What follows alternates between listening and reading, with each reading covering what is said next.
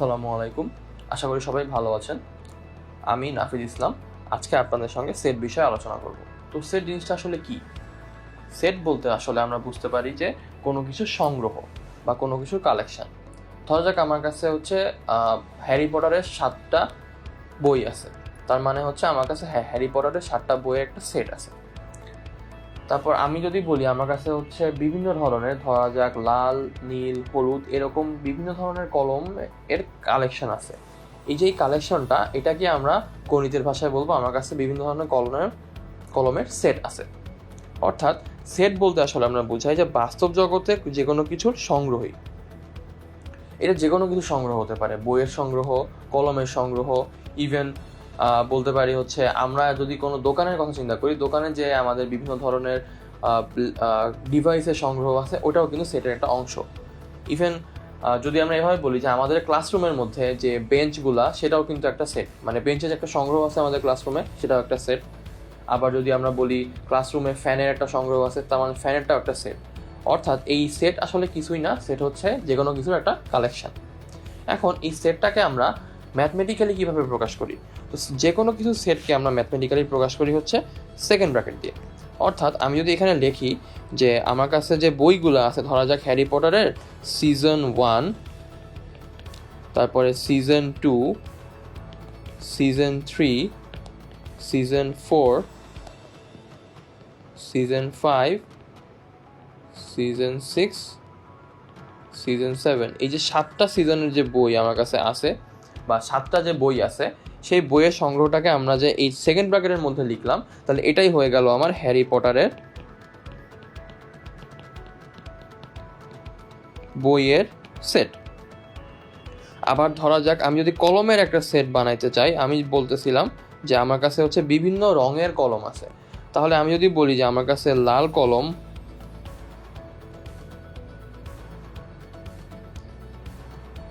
নীল কলম, সবুজ কলম আছে, এই যে এই 3 ধরনের কলমকে আমি সেকেন্ড ব্র্যাকেটের মধ্যে লিখে ফেললাম, তাহলে এটা একটা সেটের অংশ হয়ে গেল। এখন এরকম করে আমাদের সংখ্যারও একটা সেট আছে। স্পেসিফিক বা নির্দিষ্ট করে যদি বলি, তাহলে যেই সকল সংখ্যা কোনো ভগ্নাংশ না, সেই সকল সংখ্যার সেট, এবং ওই সেটের মধ্যে যদি কোনো শূন্য না থাকে, তাহলে সেই সংখ্যার সেটকে আমরা বলি স্বাভাবিক সংখ্যার সেট। অর্থাৎ স্বাভাবিক সংখ্যা তারাই যারা কোনো ভগ্নাংশ না এবং ওই সেটের মধ্যে শূন্য নেই। অর্থাৎ 1, 2, 3, 4, 5 এরকম করে যত দূর পর্যন্ত যাওয়া যায় বড়র দিকে, সবগুলাই আমার স্বাভাবিক সংখ্যার সেট বা এন। এই এনতে আমরা বুঝাই ন্যাচারাল নাম্বার। এরকম আরও একটা সংখ্যার সেট পূর্ণ সংখ্যার সেট, বা যেটাকে আমরা বলি ইন্টিজার। এই ইন্টিজার বা পূর্ণ সংখ্যার সেট জেড। এখন এই পূর্ণ সংখ্যার সেট এন সহ ঋণাত্মক সংখ্যাগুলা এবং শূন্য, অর্থাৎ শূন্যও থাকবে, 1, 2, 3, 4ও থাকবে, আবার -1, -2, -3 এরকম করে পিছন দিকে -ইনফিনিটি পর্যন্ত আর সামনের দিকে +ইনফিনিটি পর্যন্ত সব সংখ্যাই থাকবে।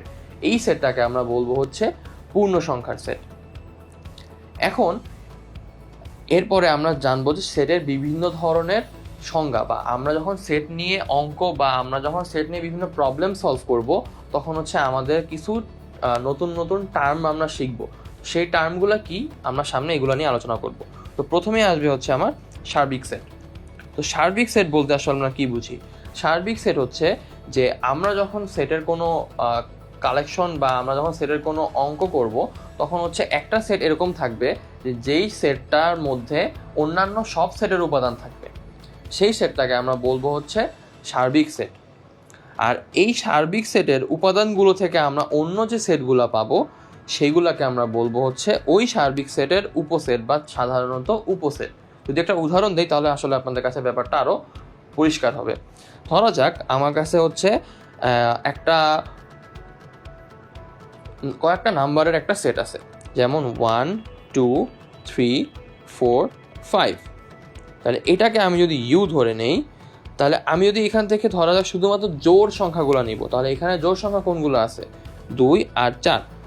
তাহলে এই 2 আর 4 এদেরকে আমরা যদি একটা সেট বানাই এবং এটাকে যদি আমি নাম দেই এ, আর বিজোড় সংখ্যাগুলোকে যদি নিয়ে আমি একটা সেট বানাই, এটা এবং ওটাকে নাম দেয় হচ্ছে বি, আর তার মানে ওর মধ্যে থাকবে হচ্ছে 1, 3 আর 5। তাহলে দেখা যাচ্ছে এই 1, 3, 5 তিনটাই ইউ এর মধ্যে আছে, আবার 2, 4 দুইটাই ইউ এর মধ্যে আছে। তার মানে এই যে এই ছোট ছোট সেটগুলা এরা হচ্ছে অ্যাকচুয়ালি ইউ এর একটা উপসেট। আর ইউ এর উপাদানগুলাই অন্যান্য সেটের মধ্যে যেহেতু আছে, বা উল্টা করে যদি বলি অন্যান্য সেটের উপাদান হচ্ছে ইউ এর মধ্যে আছে, সেই কারণে ইউ হচ্ছে আমার ইউনিভার্সাল সেট বা সার্বিক সেট। অর্থাৎ আমি যদি ছোট করে বলি তাহলে এমন একটা সেট যেই সেটের মধ্যে ওই জগতের সব সদস্যই আছে, সেটা হচ্ছে ওই জগতের জন্য একটা ইউনিভার্সাল সেট বা সার্বিক সেট। আর উপসেট হচ্ছে ওই ইউনিভার্সাল সেটের বিভিন্ন উপাদান নিয়ে গঠিত যে সেটগুলা। এখন এমন তো হতেই পারে যে এই ইউনিভার্সাল সেটের সবগুলো উপাদান নিয়ে আমি আরেকটা সেট বানিয়ে ওটাকে নাম দিলাম হচ্ছে ধরা যাক পি। তাহলে সবগুলো উপাদান নিয়ে যদি আমি একটা সেট বানাই 1, 2, 3, 4, 5, তাহলে এই সবগুলাই কিন্তু ওই ইউ এর মধ্যে ছিল। তার মানে কি পি সেটাও কিন্তু ইউ এর একটা উপসেট, কিন্তু পার্থক্য কি? পার্থক্য হচ্ছে ইউ এর সব উপাদান পি এর মধ্যে আছে। তার মানে আমরা দেখতে পাচ্ছি যে উপসেটগুলোর মধ্যে একটা পার্থক্য থেকে যায়, যে এমন উপসেট থাকতেই পারে যার মধ্যে সার্বিক সেটের সব উপাদান আছে, আবার এমন উপসেট থাকতে পারে যার মধ্যে সার্বিক সেটের কিছু কিছু উপাদান আছে। তাহলে এই যে উপাদানের প্রাপ্যতা, এর উপর ভিত্তি করে আমরা আরও একটা উপসেট পাই, যেটাকে আমরা বলি হচ্ছে প্রকৃত উপসেট। এই প্রকৃত উপসেট হচ্ছে এমন একটা সেট যার মধ্যে যে উপাদানগুলো আছে সেই উপাদানগুলোর সংখ্যা সার্বিক সেটের থেকে একটা হলেও কম। অর্থাৎ একটা সার্বিক সেট, আগের যে ম্যাথে আমার সার্বিক সেট ছিল ইউ, সেখানে আমার উপাদান ছিল কয়টা? 1, 2, 3, 4, 5, অর্থাৎ আমার 5টা উপাদান ছিল। এখন আমি যদি এই ইউ এর প্রকৃত উপসেট বানাইতে চাই, তাহলে সেখানে সর্বোচ্চ উপাদান থাকবে হচ্ছে 5 - 1, মানে 4টা উপাদান থাকবে, আর সর্বনিম্ন 0টাও থাকতে পারে। এখন কথা হচ্ছে 0টা উপাদান থাকলে সেটা কি সেট হবে? হ্যাঁ, অবশ্যই হবে, কারণ 0 উপাদান যদি থাকে তার মানে ওই সেটের মধ্যে কোনো উপাদান নাই, তার মানে ওই সেটটা ফাঁকা। এই ফাঁকা সেটও হচ্ছে একটা সেট, এবং এই ফাঁকা সেটটাকে আমরা হচ্ছে এই ফাঁকা সেট চিহ্ন দিয়ে প্রকাশ করি, এবং এছাড়াও অন্য আরেকটা চিহ্ন যেটাকে আমরা বলি ফাই, এটা দিয়েও প্রকাশ করি। এখন তাহলে প্রকৃত উপসেট বলতে কি বোঝায়? প্রকৃত উপসেট হচ্ছে ওই যেটা বললাম যে টোটাল উপাদান থেকে একটা উপাদান কম থাকবে, তাহলে সেটাই হবে ওই সার্বিক সেটের জন্য প্রকৃত উপসেট। তাহলে একটা উদাহরণ দেখে আসা যাক। এখানে বলতেছে যে সি এর যে উপাদানগুলা সেগুলো হচ্ছে এই স্টেটমেন্টের মধ্যে আছে। এখন এই যে এই সেট স্টেটমেন্ট, এটাকে বলা হয় হচ্ছে সেট বিল্ডিং মেথডে সেটটাকে প্রকাশ করা। আর এখন এখানে বলছে যে এক্স একটা কোলন চিহ্ন, এটাকে বলা হয় হচ্ছে এক্স যেন, মানে এক্স এটার মানে হচ্ছে যেন, এক্স যেন এক্স একটা ঋণাত্মক পূর্ণ সংখ্যা। তার মানে ঋণাত্মক, তার মানে ওই সাইনটার সামনে একটা মাইনাস সাইন থাকবে, আর পূর্ণ সংখ্যা তার মানে হচ্ছে সে হচ্ছে জেড এর একটা উপাদান। তার মানে এক্স যেন এক্স ঋণাত্মক পূর্ণ সংখ্যা এবং এক্স এর যে বর্গ সে 18 থেকে ছোট।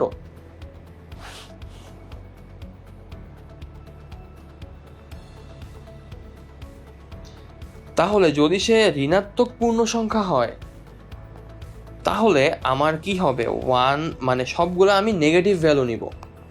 তাহলে যদি আমি নেগেটিভ ভ্যালু নেই, তার মানে আমার -1 নিব, -2 নিব, -3 নিব, -4 নিব, এরকম করে সবগুলো আমি নেগেটিভ ভ্যালু নিব, এবং সেটাকে আমাকে বলছে যে এরপরে হচ্ছে ওইটাকে আমার বর্গ করতে হবে।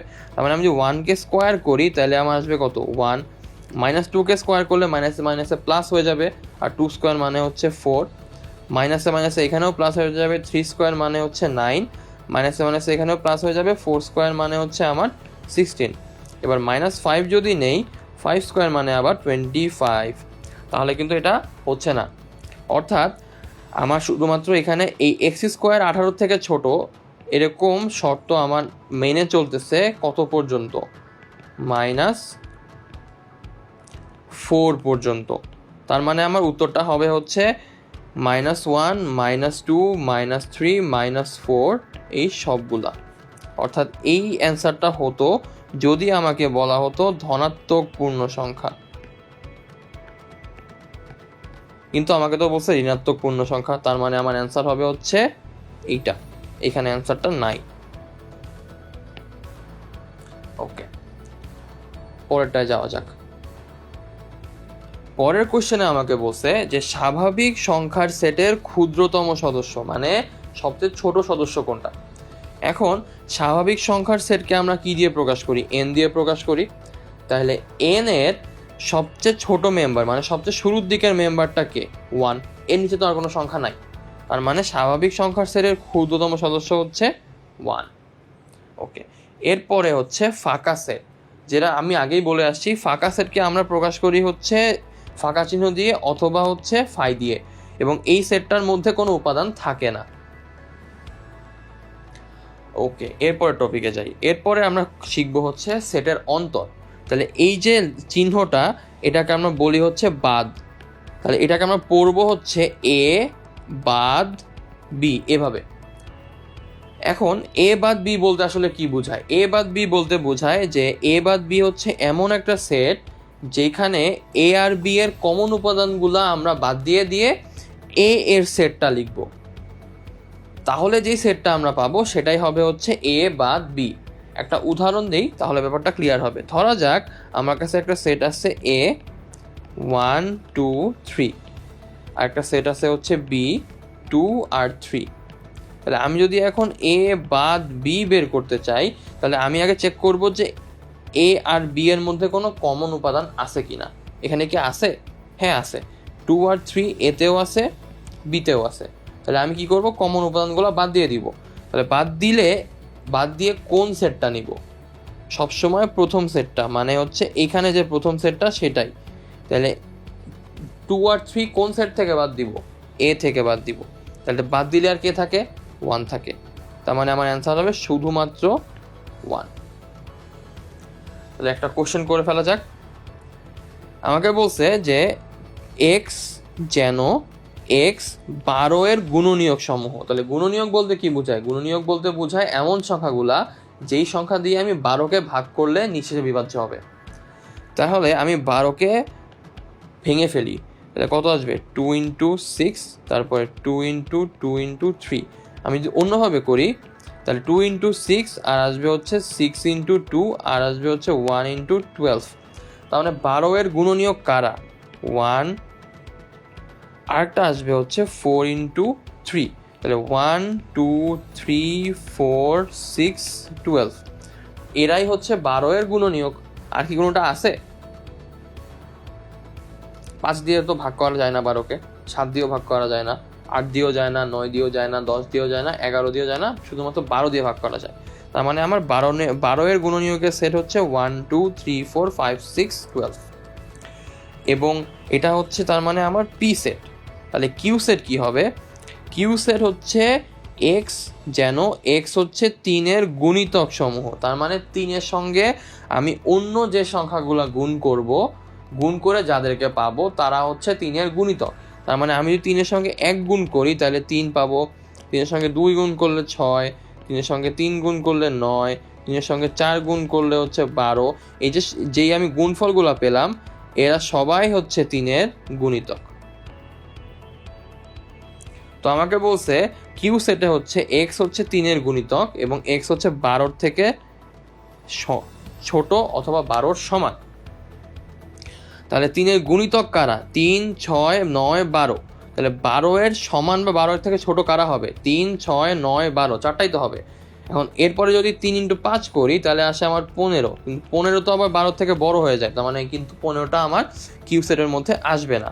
তাহলে Q set is equal to আসবে আমার 3 6 9 12। তাহলে এবার আমাকে বের করতে বলছে পি মাইনাস কিউ। এই পি মাইনাস কিউ লেখা যে কথা, পি বাদ কিউ লেখা কিন্তু একই কথা। তাহলে আমি যদি এখন পি বাদ কিউ বা পি মাইনাস কিউ করি, তাহলে আমি কি করব? চেক করব আগে যে পি আর কিউ এর মধ্যে কমন উপাদান কে কে আছে। তাহলে আমি যদি এখন চেক করি পি আর কিউ এর মধ্যে কমন উপাদান কে, তাহলে দেখো এখানে 3 আছে, এখানেও 3 আছে, এখানে 6 আছে, এখানেও 6 আছে, এখানে 12 আছে, এখানেও 12 আছে। তাইলে এই 3টা বাদ যাবে। কোন সেট থেকে বাদ যাবে? এই শুরুতে যে সেটটা আছে, তার মানে এই পি সেট থেকে এই 3টা বাদ দিয়ে দিব। তাহলে থাকে কে? 1 2 4। তাহলে এই পি বাদ কিউ হবে হচ্ছে 1 2 4। বুঝতে পেরেছি? আশা করি সবাই বুঝতে পেরেছি ম্যাথটা। ওকে, তাহলে পরেরটায় যাওয়া যাক। পরের ম্যাথে আমাকে বলছে যে 2টা সেট দেওয়া আছে,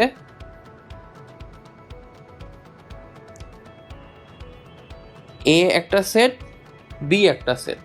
এর উপাদান হচ্ছে 1 2 3, বি এর উপাদান হচ্ছে 2 3 5। আমাকে বের করতে বলছে এ বাদ বি কত, বি বাদ এ কত। তাহলে আমি প্রথমে বের করি এ বাদ বি।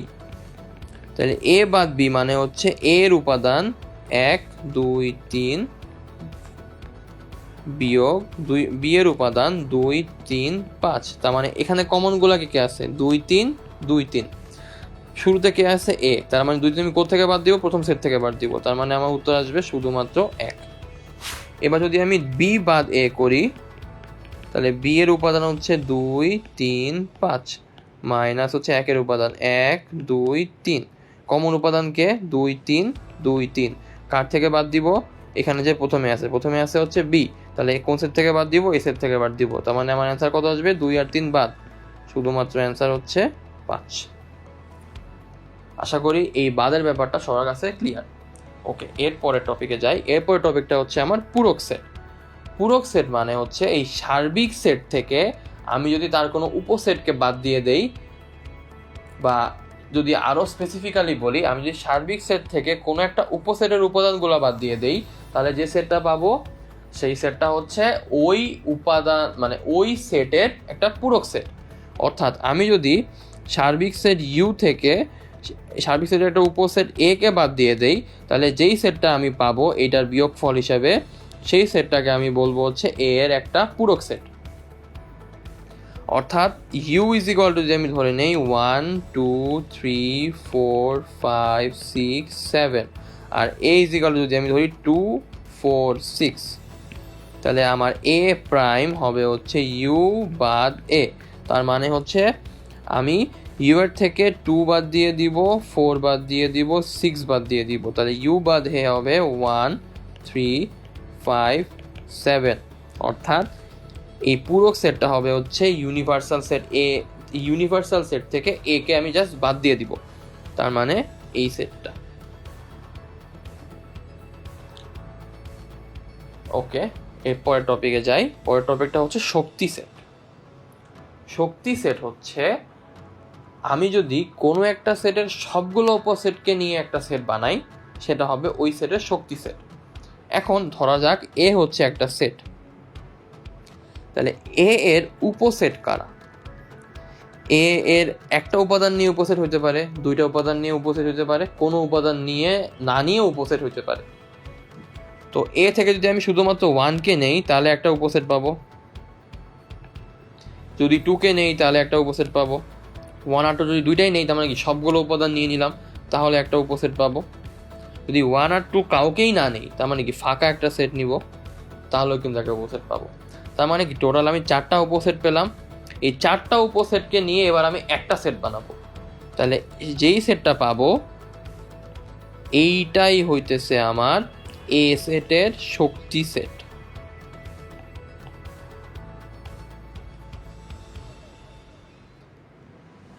এখন যদি আমি এতে একটা মাত্র উপাদান নিতাম, ধরা যাক এ সেটে শুধুমাত্র আছে 2, তাহলে এই একটা মাত্র উপাদান একবার নিয়ে আমি 2 একটা সেট পেতাম, একটা মাত্র উপাদান একবারও না নিয়ে আমি একটা ফাঁকা সেট পেতাম। তাহলে এই দুইটা সেটকে নিয়ে আমি একটা এর শক্তি সেট পেতাম। তাহলে একটা জিনিস খেয়াল করা যাক এখানে, যে এর উপাদান যখন ছিল একটা, তখন আমি পাওয়ার সেট বা শক্তি সেট পাইছি 2টা। এর উপাদান যখন ছিল 2টা, তখন আমি পাওয়ার সেট বা শক্তি সেট পাইছি 4টা। এই 2কে আবার কি লেখা যায়? 2 এর পাওয়ার হচ্ছে 0।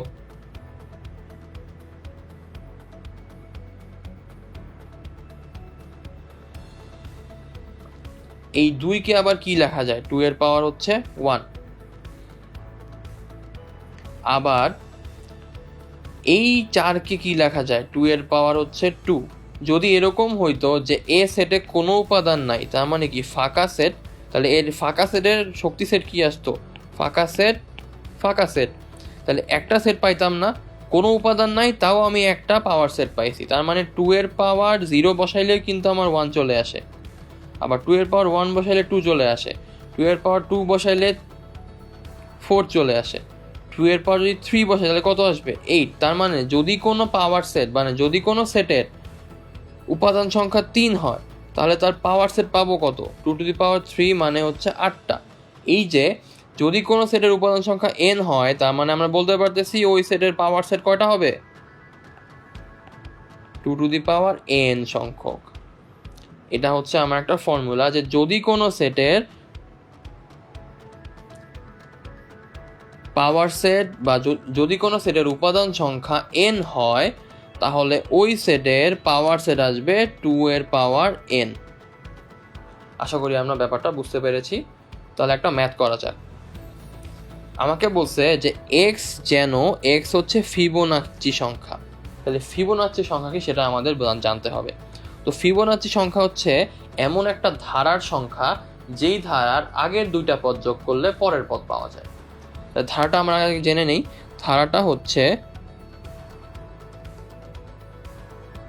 1 1 2 3 5 8 13 21 এরকম করে যতদূর আগানো যায়। তাহলে দেখা যাচ্ছে যে 1 আর 1 যদি আমি যোগ করি এখানে, তাহলে আমি পাবো হচ্ছে 2। আবার 1 আর 2 যোগ করলে পাবো হচ্ছে 3। 2 আর 3 যোগ করলে 5। 3 আর 5 যোগ করলে 8। 5 আর 8 যোগ করলে 13। 8 আর 13 যোগ করলে 21। এই যে আগের দুইটা সংখ্যা যোগ করে আমি যে পরের সংখ্যাটা পাচ্ছি, এটাই হচ্ছে ফিবোনাচ্চি ধারার বৈশিষ্ট্য। তো আমাকে কি বলছে যে এক্স হচ্ছে এমন একটা সংখ্যা যেটা হচ্ছে ফিবোনাচ্চি, এবং এক্স এর যে বর্গ সে হচ্ছে 64 থেকে ছোট। তাহলে ফিবোনাচ্চি নাম্বার কে কে, 1 2 3 5 8 13 21। তাহলে 1 এর বর্গ কত, 1। 2 এর বর্গ কত, 4। 3 এর বর্গ 9। 5 এর বর্গ 25। 8 এর বর্গ 64। 13 এর বর্গ 269। এইটা কিন্তু কি হয়ে গেছে, 64 থেকে কিন্তু আর ছোট নাই। তার মানে এই এক্স যে ফিবোনাচ্চি নাম্বার, তাহলে এক্স ফিবোনাচ্চি নাম্বারের আমার উপাদান কয়টা আসতেছে, 1টা 2টা 3টা 4টা 5টা। তার মানে হচ্ছে উপাদানগুলো আসবে 1 2 3 5 8। তার মানে এই এ সেটের উপাদান আসবে 1 2 3 5 8। কয়টা উপাদান হইল, 1 2 3 4 5। তার মানে 5টা উপাদান। আমরা মাত্রই শিখে আসছি যে যদি কোনো সেটের উপাদান সংখ্যা n হয়, তাহলে সেই সেটের পাওয়ার সেট আসবে 2 এর পাওয়ার n বা 2n। তাহলে এখানে আমাকে পাওয়ার সেট অফ a বের করতে বলছে। তাহলে আমার পাওয়ার সেট অফ এর অ্যান্সার আসবে 2⁵। তাহলে 2⁵ এর ভ্যালু কত, আমরা যদি ক্যালকুলেটর দিয়ে বের করি তাহলে আসবে 2⁵ ইজ ইকুয়াল টু 32। তার মানে আমার অ্যান্সার হচ্ছে 32। আচ্ছা, তাহলে পরেরটায় যাওয়া যাক। আমাকে বলছে যে এক্স যেন এক্স হচ্ছে একটা মৌলিক সংখ্যা এবং এক্স হচ্ছে 5-এর থেকে ছোট। তাহলে মৌলিক সংখ্যা কোনগুলা, মৌলিক সংখ্যা হচ্ছে এমন একটা সংখ্যা যেই সংখ্যাগুলার শুধুমাত্র ওই সংখ্যা এবং 1 ছাড়া অন্য কোনো উৎপাদক নাই। তাহলে 5-এর থেকে ছোট এরকম সংখ্যা কারা আছে, 1 2 3 4 5। 1-এর 1 ছাড়া কোনো উৎপাদক নাই, 2-এরও 1 ছাড়া কোনো উৎপাদক নাই, 3-এরও 1 ছাড়া কোনো উৎপাদক নাই, কিন্তু 4 কিন্তু আবার 2 দিয়ে ভাগ করা যায়, মানে 4 এই সেটের মধ্যে আসবে না। 5কেও নিতাম, কিন্তু আমাকে বলছে 5-এর থেকে ছোট হইতে হবে, সমান তো বলে নাই, তার মানে 5ও কিন্তু আসবে না। তার মানে এ সেটের উপাদান আসলে 1 2 আর 3। তাহলে এ সেটের সদস্য সংখ্যা কতজন হইল, 3টা। তার মানে উত্তর হচ্ছে 3। এবার আমরা শিখব হচ্ছে সেটের অপারেশন। তো সেটের অপারেশন মানে হচ্ছে আমাকে কতগুলা সেট দিয়ে দিবে, ওই সেটের দিয়ে আমরা কতগুলা কাজ করব। তো আমাকে বলছে যে দুইটা সেটের সংযোগ। সংযোগ মানে কি? যোগ করা। তার মানে দুইটা সেটের সংযোগ মানে হচ্ছে সেটের উপাদানগুলোকে আমরা এক করে দিব। এটাকে আমরা প্রকাশ করি হচ্ছে ইউনিয়ন বা ইউ দিয়ে। সংযোগকে আমরা ইংলিশে বলি হচ্ছে ইউনিয়ন।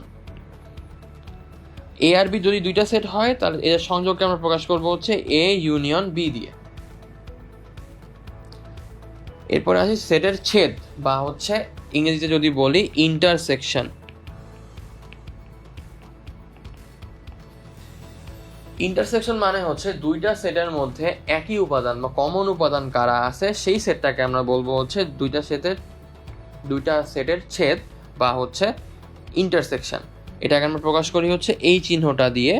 এ আর বি দুইটা সেটকে আমরা যদি ইন্টারসেকশন বের করতে চাই তাহলে সেটা হবে হচ্ছে এ ইন্টারসেকশন বি।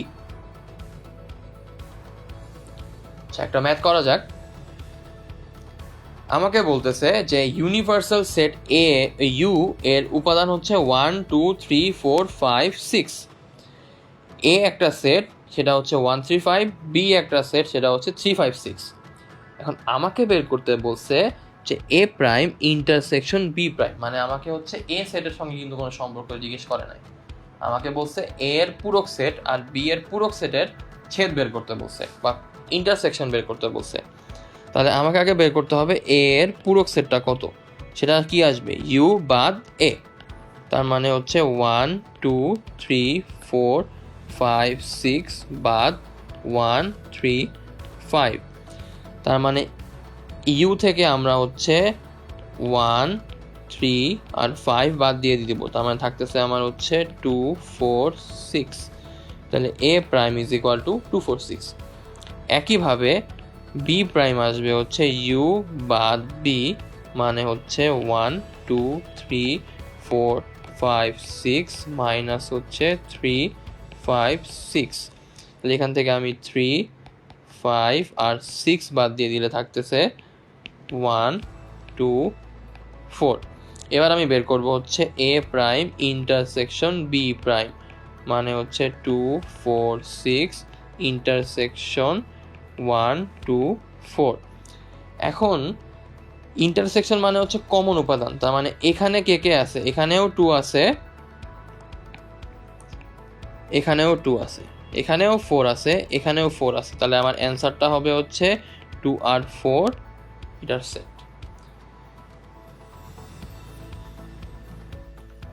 এখানে বলছে যে এ একটা সেট যেখানে এক্স উপাদানগুলো এমন যে এক্স যেন এক্স হচ্ছে ধনাত্মক পূর্ণ সংখ্যা এবং এক্স এর বর্গ 25-এর থেকে ছোট।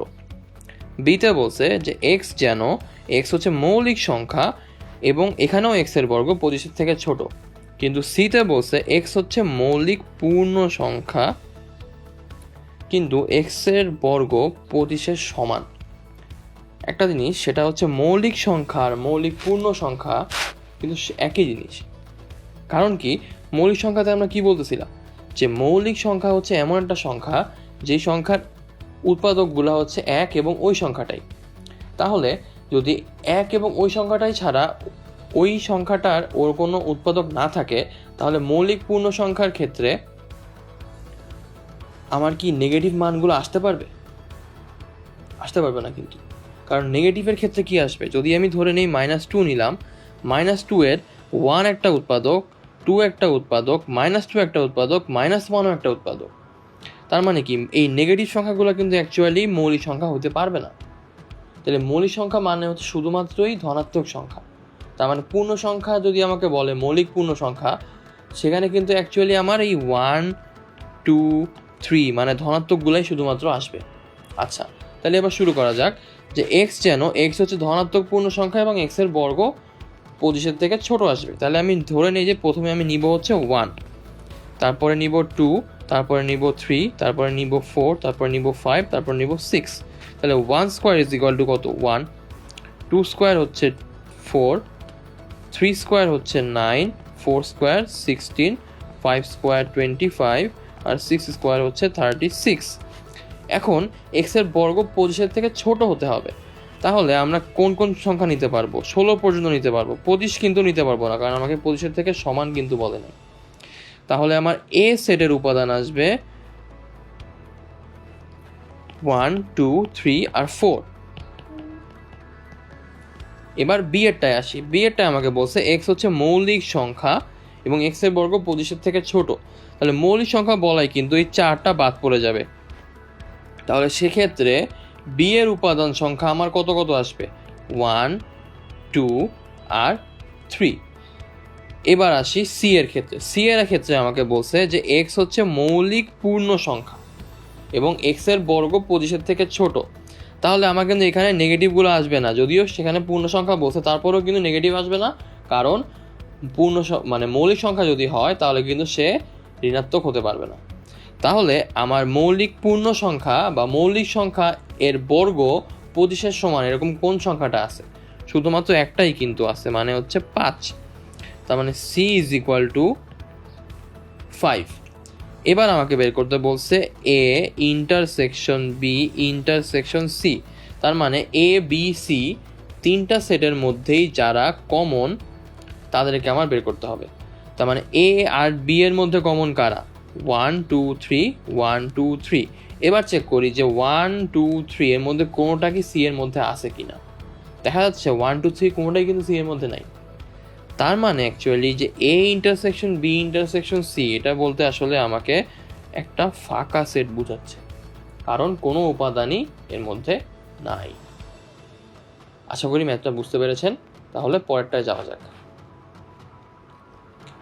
পরেরটায় আমাকে বলছে কোনো শ্রেণীতে 100 জন পরীক্ষার্থী ছিল, বার্ষিক পরীক্ষায় 94 জন বাংলায় পাশ করেছে এবং গণিতে পাশ করেছে হচ্ছে 80 জন, 75 জন উভয় বিষয়ই পাস। এবার আমাকে বের করতে হবে উভয় বিষয়ে ফেল কারা। আচ্ছা, তো আমরা এতক্ষণ কিন্তু A union B A intersection B এই দুইটা শিখে আসছি। মানে এ যদি একটা সেট হয়, বি যদি একটা সেট হয়, এদের ইউনিয়ন আর ইন্টারসেকশন আলাদাভাবে শিখে আসছি। এখন তাহলে এই ইউনিয়ন আর ইন্টারসেকশনের মধ্যে নিজেদের মধ্যে একটা সম্পর্ক আছে। সম্পর্কটা হচ্ছে A union B is equal to হচ্ছে এ প্লাস বি মাইনাস হচ্ছে এ ইন্টারসেকশন বি, যদি এ আর বি এর মধ্যে কমন উপাদান থাকে। যদি আমি ধরে নিই set of A union B হচ্ছে set of A plus set of B minus হচ্ছে set of A intersection B, যদি এ আর বি এর মধ্যে কমন উপাদান থাকে। আর যদি কমন উপাদান না থাকে তাহলে এ ইউনিয়ন বি মানে কি? এ আর বি এর উপাদানগুলোর যোগফল। তার মানে S of A union B তখন আসবে শুধুমাত্র S of A plus S of B, কারণ এখানে কোনো কমন উপাদান নাই।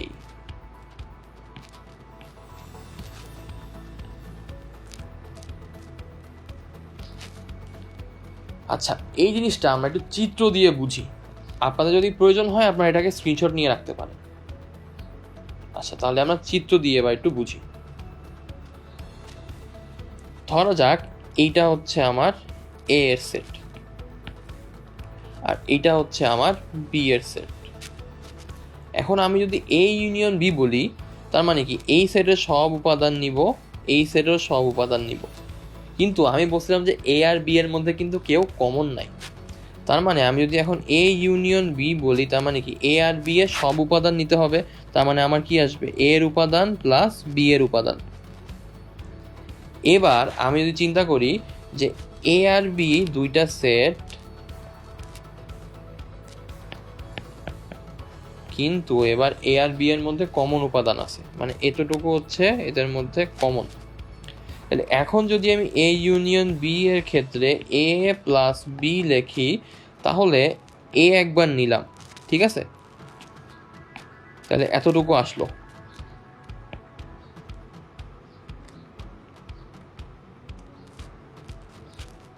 এবার বি আর একবার নেই। খেয়াল করে কি দেখতেছেন এই যে এই পার্টটা কিন্তু আরো একবার চলে আসছে, তার মানে কমন পার্টটা দুইবার আসে। এই কারণে আমরা যখন এমন সেট পাই যেখানে এ আর বি এর উপাদানগুলা কমন থাকে, সেক্ষেত্রে আমরা একবার এই কমন উপাদানটাকে বাদ দিয়ে দিই। এটাই হচ্ছে এ আর বি এর ইউনিয়ন সেট আর এ আর বি এর ইন্টারসেকশন সেটের মধ্যে সম্পর্ক। আচ্ছা, তাহলে এবার ম্যাথে ফিরে যাওয়া যাক। যে বার্ষিক পরীক্ষা 94 জন হচ্ছে বাংলায় এবং 80 জন হচ্ছে গণিতে পাশ করেছে, এবং এর মধ্যে আবার 75 জন হচ্ছে উভয় বিষয়ে পাশ। তাহলে এই যে 94 জন, এর মধ্যে কিন্তু এই উভয় বিষয়ে পাশও আছে, এই 80 জন এর মধ্যেও কিন্তু উভয় বিষয়ে পাশ আছে। তার মানে আমি যদি বের করতে চাই শুধু বাংলায় পাশ কারা, তাহলে সেখানে আসবে হচ্ছে এই 94 মাইনাস 75 জন। তার মানে আমার আসতেছে হচ্ছে 94 মাইনাস 75 ইজ ইকুয়াল টু হচ্ছে 19 জন। আর হচ্ছে শুধু গণিতে পাস আমার আসতেছে হচ্ছে 80 মাইনাস 75 সমান সমান 5 জন।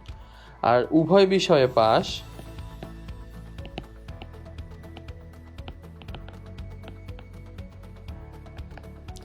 আমার হচ্ছে 75 জন। তার মানে হচ্ছে আমার টোটাল শুধুমাত্র পাস করছে 99 জন। এখন একটা জিনিস খেয়াল করা দরকার, সেটা হচ্ছে শুধু বাংলায় যারা পাস তারা কিন্তু আবার গণিতে ফেল, আবার শুধু গণিতে যারা পাস তারা কিন্তু আবার বাংলায় ফেল। তার মানে আমরা তো এটা বুঝতে পারতেছি এই 99 জনের মধ্যে আমার কিন্তু এক বিষয়ে ফেল আছে। মানে এই 99 জন মানুষের মধ্যে এমন মানুষও আছে যারা হচ্ছে একটা মাত্র বিষয়ে কিন্তু ফেল করছে। আমার টোটাল মানুষ ছিল 100 জন। তার মানে আমার এই 100 জনের মধ্যে সবাই আছে, আর 99 জনের মধ্যে এক বিষয়ে ফেল, এক বিষয়ে পাস, দুই বিষয়ে পাস, এই 3 ধরনের লোক আছে। তাহলে নাই কারা? দুই বিষয়ে ফেল নাই। তার মানে টোটাল নাম্বার থেকে যদি আমি এদেরকে বাদ দিয়ে দেই তাহলে আমি কি পেয়ে যাবো? যারা দুই বিষয়ে ফেল। তার মানে উভয় বিষয়ে ফেল মানে বা দুই বিষয়ে ফেল, এদেরকে বের করার জন্য আমি কি করব? 100 থেকে একে বাদ দিয়ে দিব। তার মানে আমার এই একজনই হচ্ছে উভয় বিষয়ে ফেল করেছে। আচ্ছা, তাহলে পরেরটায় যাওয়া যাক। পরেরটা আমাকে বলছে একটা ক্লাসে 25 জন ছাত্রছাত্রী, তার মধ্যে 15 জন ইতিহাস, 17 জন ভূগোলে, আর 3 জন হচ্ছে দুইটার কোনো বিষয়ই নেয় নাই। তাহলে আমাকে বলছে কতজন শিক্ষার্থী দুই বিষয়ই নিছে। তাইলে আমাকে বের করা লাগবে যে যেই বিষয়গুলো দুইজন শিক্ষার্থী নিছে। তাইলে আমি যদি 25 জন থেকে যারা কিছুই নেয় নাই যাদেরকে বাদ দিয়ে দেই, তাহলে আমার থাকে কয়জন? 25 মাইনাস 3 মানে হচ্ছে 22 জন। এই 22 জনের মধ্যে আমার এক বিষয় নিছে যে সে আছে, আর দুই বিষয় নিছে যে সে আছে। তাইলে আমাকে এখন বের করতে হবে যারা উভয় বিষয় নিছে। তাইলে উভয় বিষয় নেওয়া মানে অ্যাকচুয়ালি কি? যে ইতিহাসের সেট আর ভূগোলের সেট যেটার মধ্যে কমন থাকবে। তাহলে আমি যদি ধরে নিই ইতিহাসের সেট হচ্ছে আমার এইচ, তাইলে এইচ এর মান হচ্ছে আমার 15, আর ভূগোলের সেট জি, এই জি এর মান হচ্ছে আমার 17।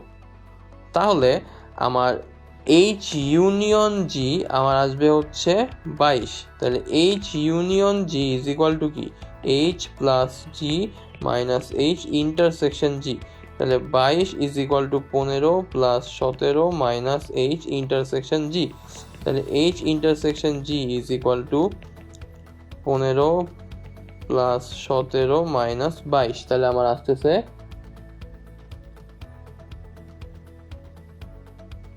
টোটাল 10 জন।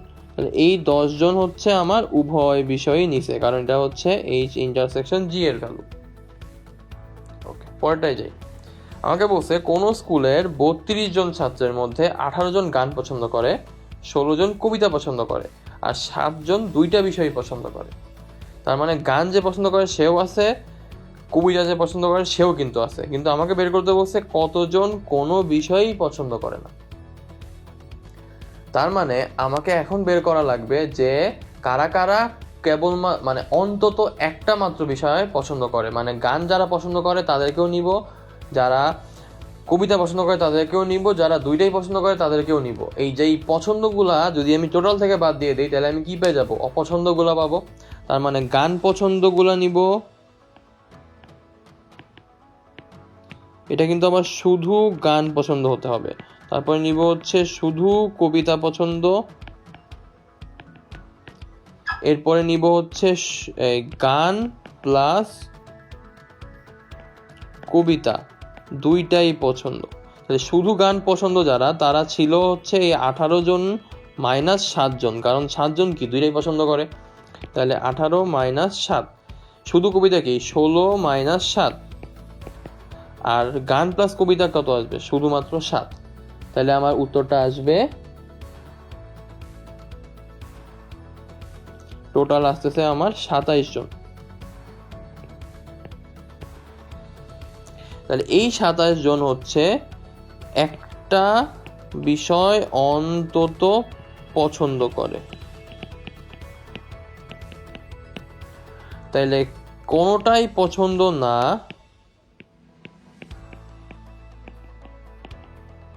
এরকম হচ্ছে 32 মাইনাস 27, মানে হচ্ছে 5 জন। আচ্ছা, তাহলে পরেরটায় যাওয়া যায়। আমাকে বলছে যে একটা ক্লাসে 30 জন ছাত্র, এর মধ্যে 18 জন ফুটবল খেলে, 14 জন ক্রিকেট খেলে এবং 5 জন কিছুই খেলে না। তাহলে আমাকে এখন বের করতে হবে উভয় বিষয়ে যারা খেলে, মানে ওই যে আগের মতো হিস্ট্রি আর হচ্ছে জিওগ্রাফি বা ওই ভূগোল আর হচ্ছে ইতিহাস ক্লাসের মতো আমাকে বের করতে হবে ফুটবল আর ক্রিকেটের ইন্টারসেকশন। তাহলে শুধু ফুটবল খেলে এগুলাকে আমাকে বের করতে হবে। তো আমি আগে যে বের করে নেই যে ফুটবল আর ক্রিকেট দুইটাই খেলে এরকম কয়জন আছে, তারা আমি কিভাবে বের করব? টোটাল ছাত্র থেকে যারা কিছুই খেলে না তাদেরটা বাদ দিয়ে দিই। টোটাল ছাত্র হচ্ছে আমার 30 জন, কিছুই খেলে না 5 জন, তাহলে আমার কিছু না কিছু খেলে এটা হচ্ছে 25 জন। এই 25 জন কিছু না কিছু খেলে, মানে একটাও খেলতে পারে, দুইটাও খেলতে পারে। তাইলে আমার এখন যদি আমি ফুটবল খেলার সেটকে এফ ধরি আর ক্রিকেট খেলার সেটকে সি ধরি, তাহলে এফ এর ভ্যালু হচ্ছে 18,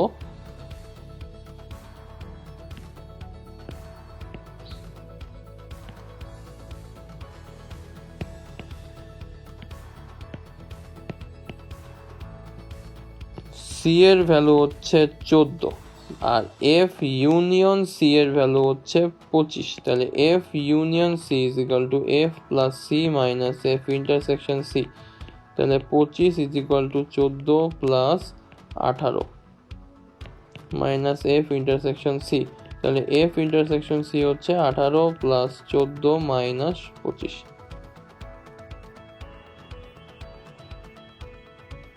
মানে হচ্ছে 7 জন। তাহলে এই 7 জন হচ্ছে আমার যে কোনোটা দুইটাই খেলে, কারণ এটা হচ্ছে ইন্টারসেকশনের ভ্যালু, মানে কমন যেটা। আশা করি আমার ক্লাস আপনাদের সবার ভালো লেগেছে।